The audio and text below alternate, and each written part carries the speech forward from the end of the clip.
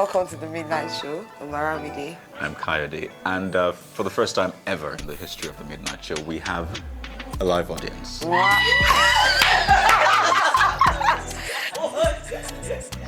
live audience is the best. They're like the hype. Even though we're not giving them refreshment, we're not paying them. We're not giving them any pressure, but they are doing them. Wow. Let's put our hands together for our live audience. Woo! Bells.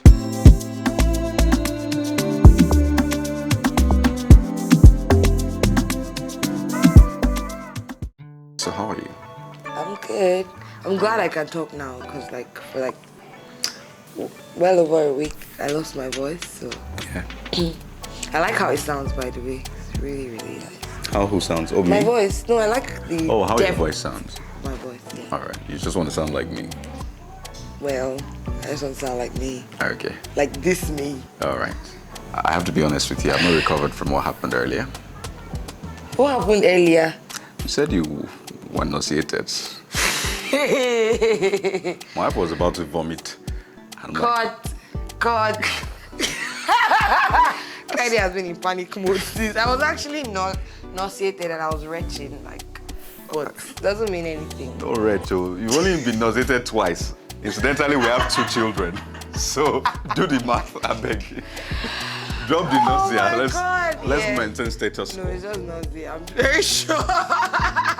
But if it isn't, I have a name anyways. But yeah, it's just nausea. Okay, yeah, we have a name that is above every other name. The name of Jesus, every name must bow. He was very calm and humble since then. Headache, Wow. stomachache, I'll temperature. just be every day. Even yes, I mean, I know God sorts us out. I know God is our economy. Yeah. But do you know how much you spend raising 2 children? One of them is there eating rice. I'm pouring like half of it, well over half of the food. I know, and they have to take cereal how many times a day? Both of them. Yeah. There's money for milk, money Just for milk diapers. alone. This last time I went to buy milk, I was like, wow. Honestly, Even pick 1 to 3 is actually out of the market. Like people are babies. They're they have an industry. and you want to add one more. The Lord gives. The Lord takes care of. I Glory to trust God.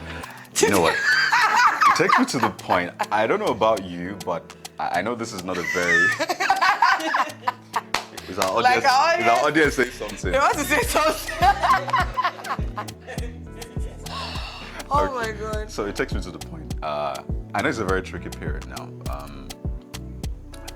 A lot of people can barely live off their salaries. Yeah. Yeah, and we just want to share a few tips how we. That's the second one there. So imagine adding one more to it. But we just wanted to share tips how we're surviving. Yeah. I mean, this period, salaries haven't changed.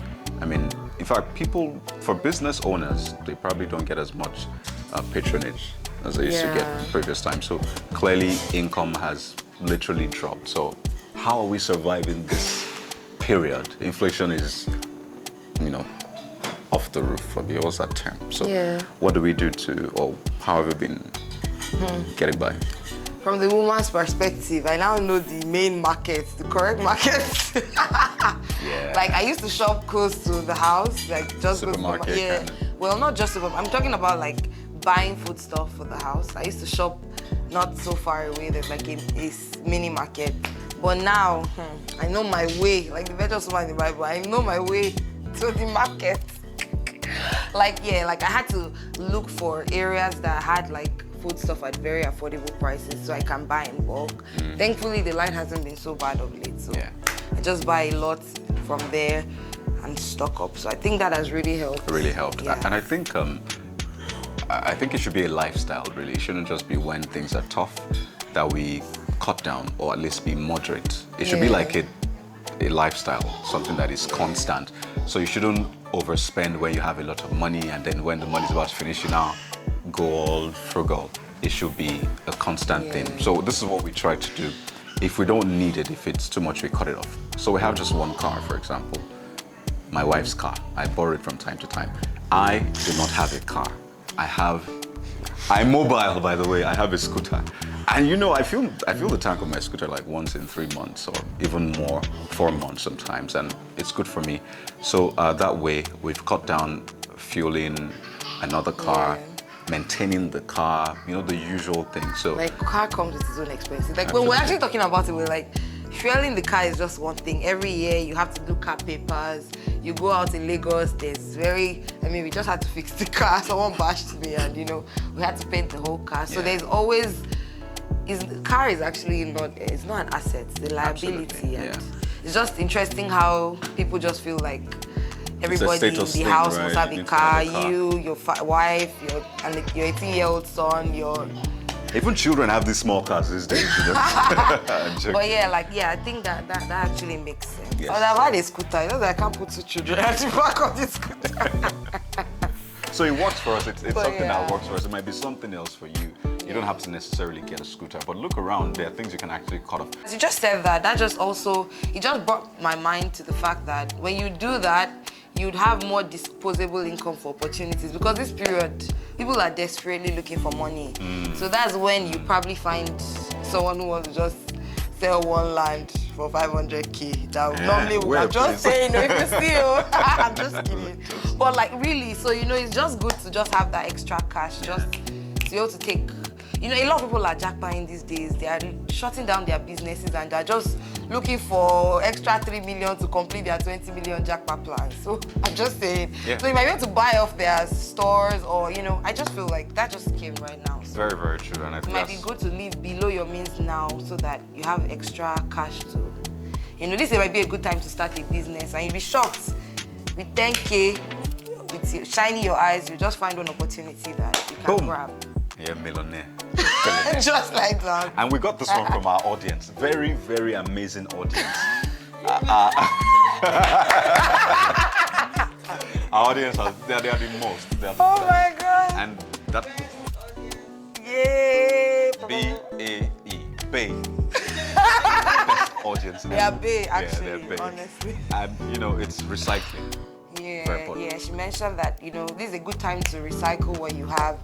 So, thinking of, if you just, instead of buying something new, think of what you have that you can fulfill that purpose. And she also mentioned thrifting, so it's a good time to sell, use one freezer has been lying there that your grandfather gave you. It's a good time to sell it off or something, you know. So, just things that you know you're not using at the moment. It's a good time to declutter. And you can also buy thrifts. Right? Yeah, you could buy thrifts. So it's both ways, right? And then the final point we wanted to make, and I think it's the most important point for today, is that this is the very time to engage in what? Giving. In giving, Give. There are a lot of people that could do with some little help. Yeah. It could be money, it could be clothes, it could be food. Especially food. Food, especially. Yeah, because, food is expensive now, and like my philosophy is, if there's someone who needs, if you slide into my DMs to ask for money now, I might not answer, but I'm just saying, just kidding. So if I slide into your DM. But my philosophy is, if someone needs, I learned that from someone growing up. If someone needs water and asks me for water, I would, by no means, turn the person away. If I can, or food, you know, like I won't mind buying the food and giving, I might not give the person cash, I would gladly buy food and give the person, because people are hungry. You don't want someone just slumming down beside you because of hunger. You might think it's tough for you, but it's tougher for a lot someone of people out there. You're watching us maybe on YouTube or Instagram, so that means you have a mobile phone, which is a smartphone, maybe the latest iPhone or whatever. It means you have money to buy data. Yeah. It means you have power supply to charge that device. Yeah. Essentially, you're living a good life compared to someone who just wants food. And that's at the lowest ebb of the Maslow's hierarchy of needs. So it's important to look out for people who want food, who want shelter. It wouldn't take a lot from you. And think about it this way. If you're able to get those people off hunger, off desperation, then you reduce crime, because it's been projected that crime might increase during these times because people are more desperate, so people might be stealing more, might be kidnapping more because they need money. So imagine you're taking those people off their desperation. Yeah. So who knows, you probably be driving down the streets at midnight and there's nobody to burgle you because you have given that money that person money for food. It might be a very selfish way to see things, but that's the reality, really. Yeah. So Yeah. give, and give. Give, it shall be given unto you. Yeah. Good measure, pressed down, shaken together. Okay. But yeah. So that's what we have for you today. Let's get back to our nausea conversation. Like behind the scenes. And we need the audience on this too, please. So thank you so much. Settle the matter. Goodbye. Bye. You're done? You're done. We're done as well.